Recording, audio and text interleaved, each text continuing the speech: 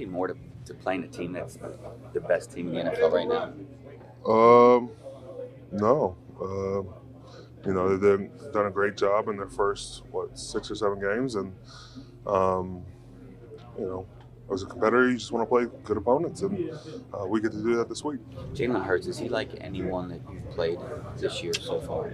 Uh, I would say he's similar to Tua in some ways, but man, they're both really good, and mobility-wise, in RPO games, throwing the ball downfield to some pretty talented receivers. But I think he does a really good job of running the ball. 6 touchdowns rushing out of their 13 is pretty good number for what they're trying to do. You guys think you found something in the last 3 quarters in Miami?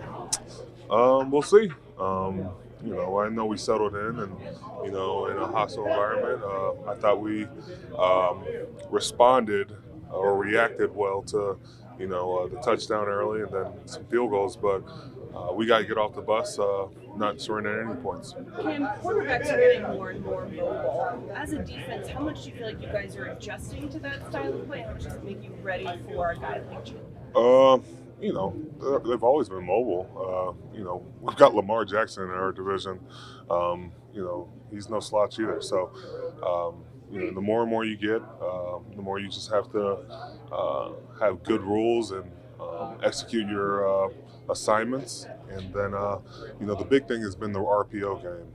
It allows run play action looks, and it really puts the defense in harm's way, because if you cheat up, then stuff behind you is going to get Cam, it's harder to get a pass. How does that affect the pressure, pass rush? Mike said he had I think it's a lot of quick passing right now. We're not getting in enough situations where we can rush the passer. And then, RPO games are so quick that it takes away from the rush. Can some of that lack of pressure, if you will, is a part of it, paying a little more attention to the run game?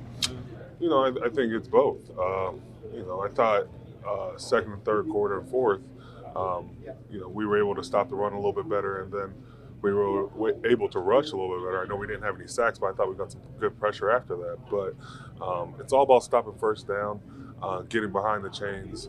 When they stay on schedule in those RPOs, it allows them to just keep doing it.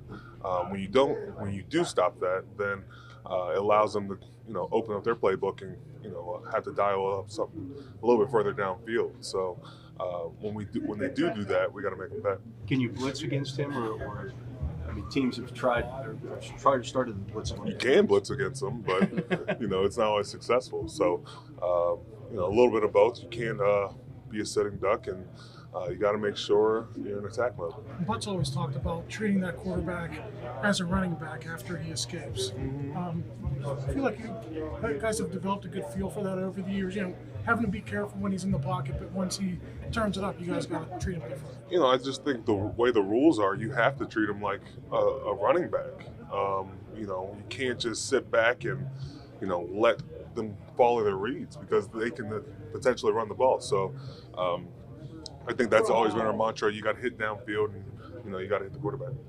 I know 90 won't be back this week, but getting him back, how much of a boost potentially after this bye week is it going to be for this defense? We'll see. It's not on his shoulders. We'd love to have him back, but he's got to get added to the fold.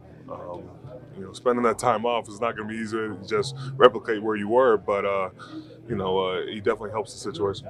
And you're talking about those RPOs. It's going to be challenging for the middle linebacker. Specifically for you as a defensive lineman, is it changing how you play? Not necessarily how we play, because for the most part, we're going to be playing run in that situation. And usually in RPOs, if you see a O-lineman downfield in a pass, it should be called. Doesn't always get called that way. But for the linebacker position, it's very tough, because you're looking at running backs, wide receivers, depth of the O linemen, and you just gotta almost play football to a sense. Cam, Mike after the game talked about defense and not coming up with splash plays and creating turnovers. What can you do to get more turnovers? Can you try to force it a little bit more? Is there something you can do to try to initiate that? There are so many different ways. Catch the balls we're supposed to catch. get the sacks we're supposed to get. When we do get the sacks, strip the ball. And then in the running backs, you gotta lay the wood, and you gotta make sure you punch the ball out.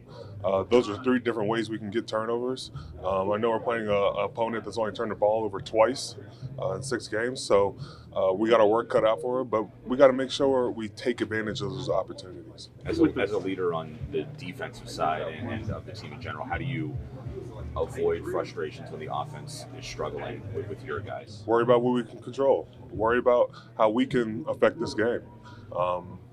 As a defense, we just have to be more opportunistic. When our offense falls flat, we got to step up and make plays. With their running game they have with Sanders, what kind of carry the team? Man, he does a great job of going north to south, but he can also bounce it. That RPO, either Jalen's taking it and passing or running. But if you don't take Miles Sanders seriously, he's going to really dice you up. Thanks, Cam. Yeah. How many different guys are you having to go through now? You're seeing that chipping on you or protecting you? Yeah, I just, in the day, I try not to. If I see whoever's in front of me, I just know I gotta beat whoever's in front of me. If it's a chip or something, I gotta. That's a part of it. But in the day, it's like, we all got as a group, we gotta continue to get better each and every single day. And we know the type of group that we can be, and so we just got to continue to get better. And like I said, when the QB does hold the ball, we got to take advantage of those opportunities to get to him. Have you felt any more added responsibility to pressure the pocket with TJ Allen? I just want to go out there and just continue to be my best that I can for the team. I think we've had guys be able to step in and do quality work for us, and so. But I think just being in, just trying to be my best self every game is what I do. You like seeing your name at the top of that list of sacks in the NFL? Try not to worry about it. Only thing that really matters for me is about wins and stuff. It's just I want to continue to go out there and just be my best self, put the team in the best position to win. Alex, how different is the challenge though with Hurts and his ability to run the ball? Yeah, keeping mobility is definitely a factor. So we just really got to keep him in the pocket. It's like you play guys like him, Lamar, Josh Allen. Guys who can move like that. It's just definitely an extra added challenge because you can't just rush wild and be rushing all over the place because he'll find escape lanes and stuff like that. So you really just got to be able to rush discipline and compress the pocket when you're playing a guy like him who's able to move. Is that the key with those guys going outside in to keep them contained? Yeah, I think it's important. Because I feel like if you run too high around him, he'll just be able to step up, or if you come in too early, he can just step back and get out. And so I think we just got to be realistic, and we just got to communicate. I know when we're our best is when we're communicating, and so I think that's important for us just to continue to communicate and have a rush plan as discipline. Is that all the more important with Philadelphia to get at Hurts because they never turn the ball over? They got the 2 turnovers. How incumbent is that on the front side to hurry his decision making? Yeah, for sure. They're efficient offense. He takes care of the ball. They take care of the ball. Like I said, 2 turnovers through 6 games. So we got to be able to cause havoc and force them, to make bad decisions by doing that. That's by getting after him, and it really starts by winning on first and second down. We got to stop the run then, and then when the time comes, get after him in the pass. Alex, is there pressure on the defense? You feel like you have to be perfect in games? We know that ultimately, there's points on the board. We can always be better. We held them 16 points. We can always be better. And so, it's something we just got to continue to do better. Because I feel like we finished the game strong, but we just started off so slow in the Miami game. That's something we just got to come out and start fast. And when we start fast, we got to finish fast as well. So, I think it's important to just continue to go out there. The last 2 weeks give you guys a reassurance after that Buffalo game? Yeah, I think we came out and did a good job. At the end of the day, there were still more points on the board than we wanted. So there's always room for improvement and always room to get better. But I think we progressed the past 2 games, from that Buffalo game, and so we just know the guys that we have, and we know the type of defense we can be. We just got to continue to. It starts with practice every week. It starts with practice today, and we just got to continue to work at it and be our best selves. Thanks, man. Yeah, thank you.